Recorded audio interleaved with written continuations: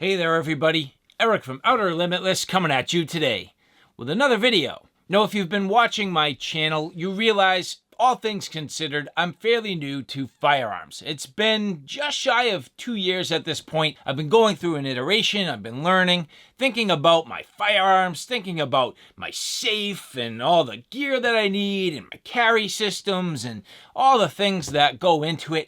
Practicing, going to the range, putting rounds downrange at targets. But at this point, I started thinking a little bit more mature, a little bit further about some of the things that I feel like a lot of people probably overlook. You probably think about these things, but maybe you don't act upon them, or maybe you haven't developed a strong enough plan. And what I'm talking about is your personal protection plan. Now, I've been going through, again, a little bit of a mental exercise with myself, thinking, what are the things that are kind of outstanding that I need to think about, that I need to protect? Not just for me and my own personal protection, but what it means for my family, what it means for my assets, to make sure everything is taken care of.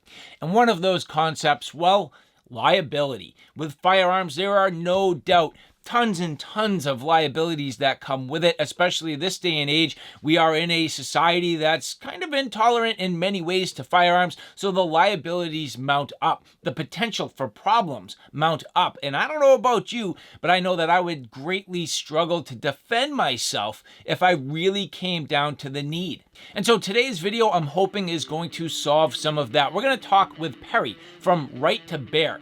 This is a company who provides professional services and legal services if something happens. If you end up in a self-defense incident, if you end up with some sort of a firearms-related incident, you need a place to turn, and Right to Bear can definitely help.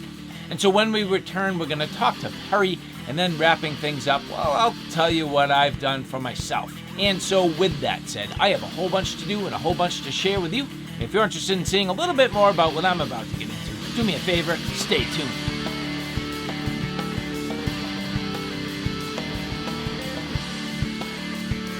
Hey, Perry, what's happening, man? Nothing, brother. Just Friday afternoon, talking a little self-defense insurance. And, man, we are off to a good start in 2023. And I'm in Columbia, South Carolina, and we are getting flooded with pollen. It is horrid. Oh, yikes. But the weather is warming up, though, which is good. So we're excited to be back outside.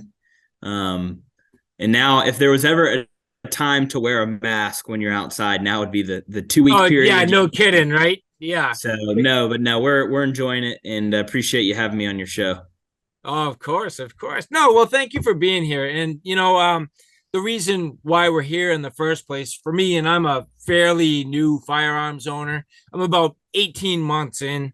And, as I got started, it's really, for a new hobby and somebody new to it, it's like drinking through a fire hose. I mean, all the different things that come to my mind. And at first it's like, well, what gun am I going to buy? And what safe am I going to put it in? And where am I going to go shoot the thing? And, Yep. I'm at the point now where everything's matured a little bit.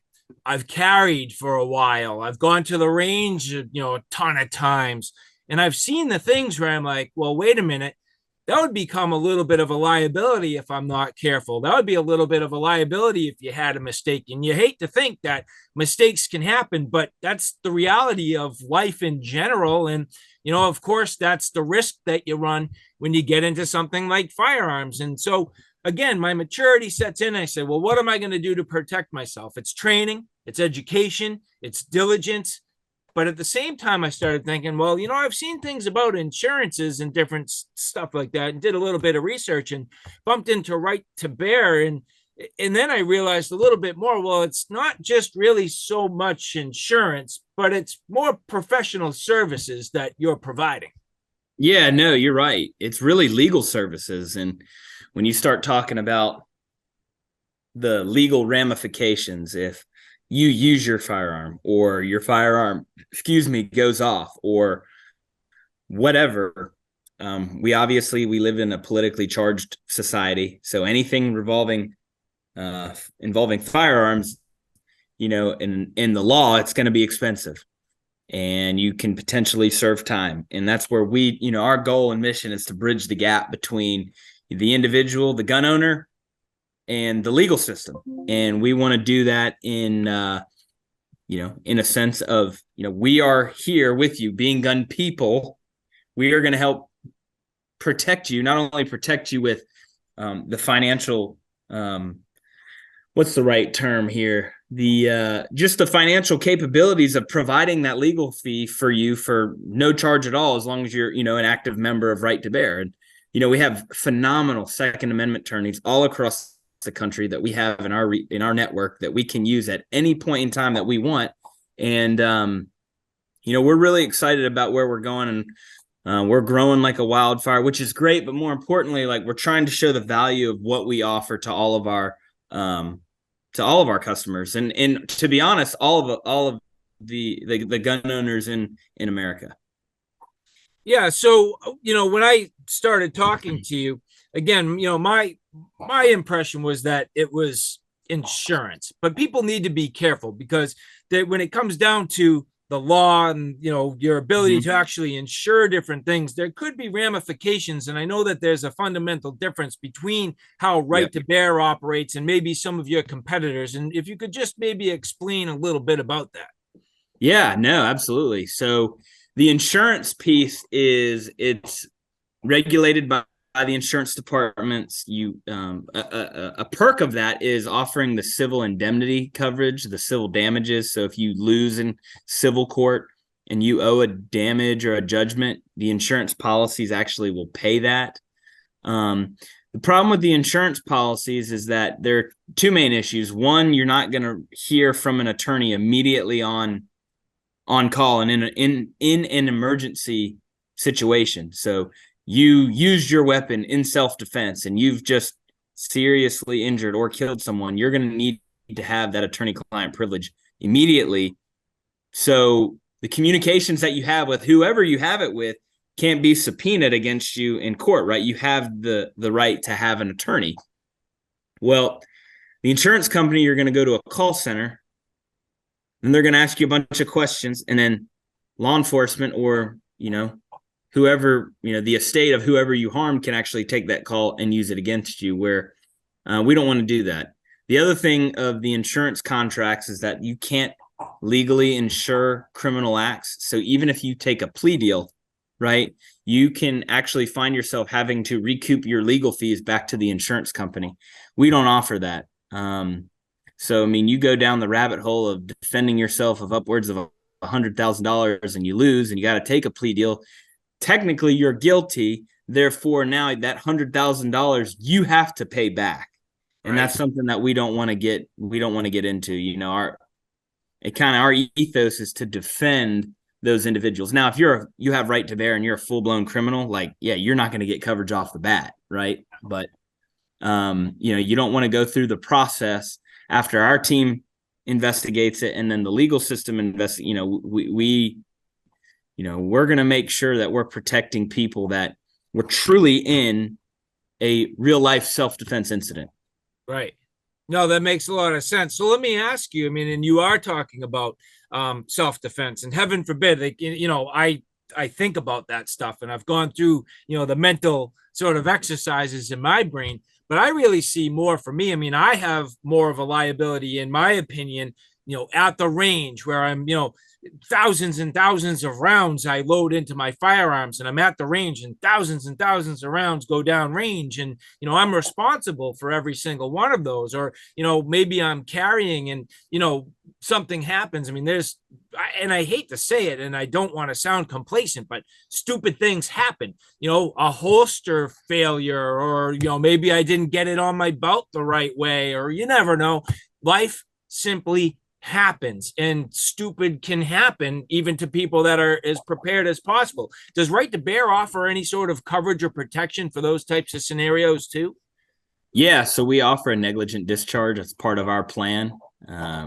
We've had an incident where that happened. Fortunately and thankfully, no one was injured in that incident. But it's part of it. It's just one of those things that you have to, you got to account for. Right. And when it comes to firearms, and that's why we wanted to do our best to put together a holistic plan of our association benefits of that, that being one of them. And just, yeah, we have to be smart about what we do from a business standpoint. But again, like I've said, our ethos as a company is we're truly trying to defend anybody that needs legal protection against gun owners, because you never know what, anti-gun prosecutors going to get their hands on a case and try to make a statement so they can make national news. You see it all the time. You hear about it all the time. And, we're trying to protect, our responsible gun owners from them being made an example. Oh, and it's so true. And of course, I'm not here and you're not here to provide any legal advice on this, on this video, but everybody needs to look at their local laws. It's going to dictate. There are going to be some places where something as simple as needing to carry concealed, and before you know it, it's considered brandishing because somebody's got this, like, oh my God, look at this guy, or something. Again, reach at a little too high at the grocery store, and before you know it, you're hemmed up trying to answer some questions, and you don't know what rabbit hole that's going to go down. So I've tried to think about this thing, not necessarily from the fact of like, oh my God, I'm going to get in, a self-defense shootout and who knows, but more from just by the nature of this. I've put myself into a risk category and I need certain ways to mitigate that risk. And with all of this, mitigating the risk is having a level of assurance that at some point in time, if needed, I may have the legal, backup and financial backup to help me hopefully win my situation and get out of it. And that's where my sort of preparations in my brain, now that I've got the capacity, a year and a half in, has taken me to here. And so speaking of liabilities, and of course it comes from every walk of life and everybody's got a different situation. But for me personally, I have children. And again, as a diligent gun owner and somebody who needs to be on top of everything, and I'm on top of my own, security plan, which includes all the safety and security and the safes and the locks and all of that stuff. But that risk factor is there. Do you have any sort of protections for families, protections for, people that have children? Yeah, we do. So one of our great add-ons that, when we started, we surveyed the country nonstop. We surveyed our customers. We surveyed people that gave us their email but didn't buy a policy. And that was one of the things that people really wanted. They wanted protection for their family. So we have the ability to cover you at the base plan of $11 a month. Then you can add a spouse and you can add children under 18 in the house to your plan. And I think after the total, the annual membership is like $260 for the year. If you break it out over 12 months, about $20 a month. Right. It's a pretty strong deal when you consider, you start talking about assets and liabilities. Well, if you've got family or you're somebody of any financial status at all, and it doesn't need to be in the millions, right?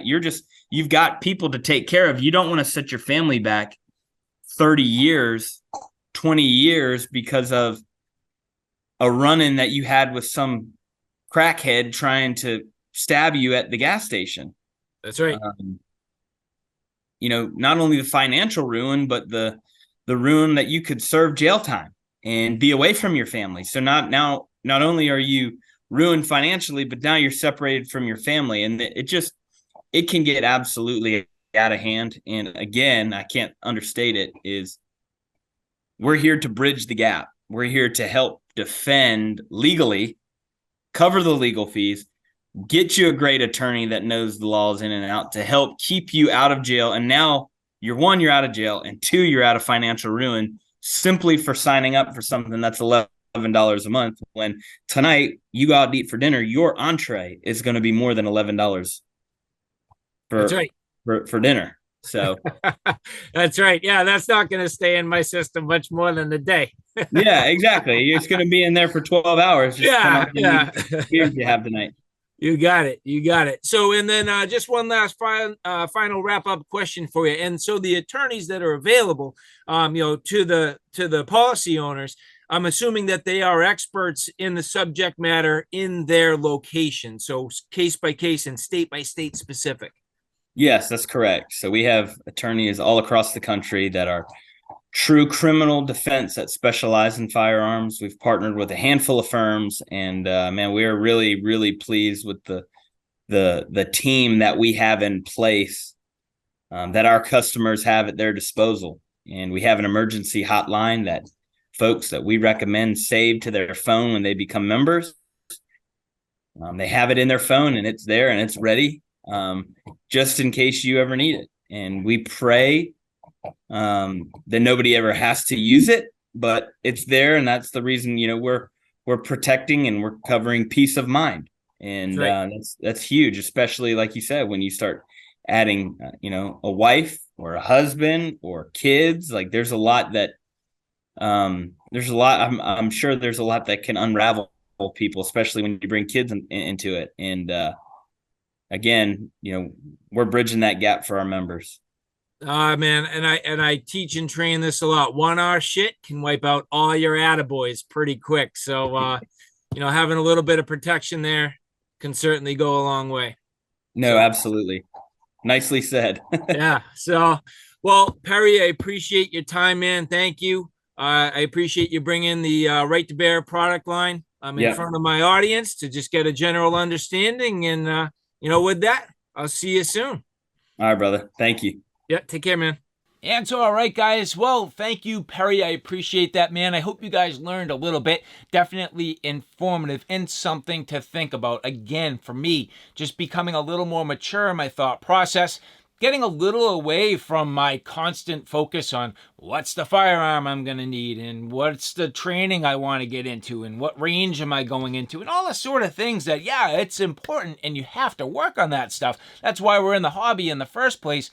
But now, stepping back, really evaluating and saying, well, what are my liabilities and how do I protect them? So I have at this point got myself a policy. I went all in, got everything top to bottom that I could to protect myself. And now I think it makes a lot of sense for a number of reasons. First and foremost, I got protection for myself. Second, I got protection for my wife. Third is I got the rider for minor in the household. I have children around and the potential for the kids. And, again, heaven forbid that there may be some sort of an incident. But again, life can happen. Stupid things can happen. And if stupid can happen, it has the potential to happen. So protecting myself with the minor coverage. I also do go outside of my state with my firearms, or even at that, I might be in another state with somebody who has firearms, and maybe I'm going to their range, maybe I'm practicing, maybe I'm training.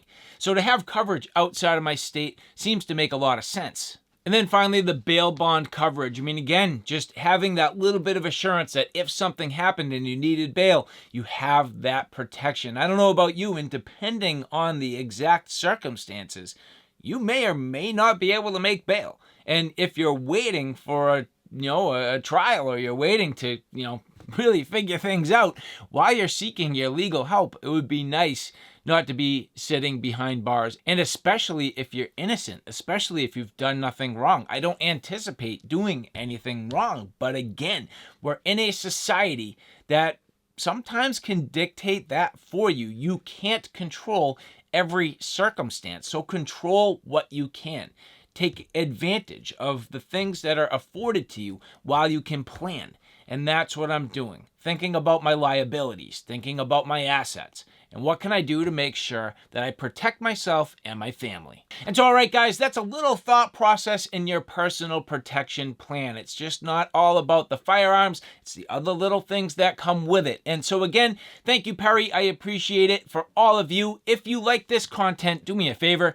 Take a look at my Outer Limitless channel, which is more my primary gear. On that channel, I cover everything from hiking, camping, and backpacking excursions, all the gear that goes with it. So from sleep systems, shelter systems, knives, axes, backpacks, flashlights, you name it, that's my Outer Limitless YouTube channel. So all right, guys, thanks for stopping by. I hope you like what you saw. I hope you found it a little bit informative. If you like what you saw, please like, share, and subscribe. And as always, thanks for stopping by. Take care now.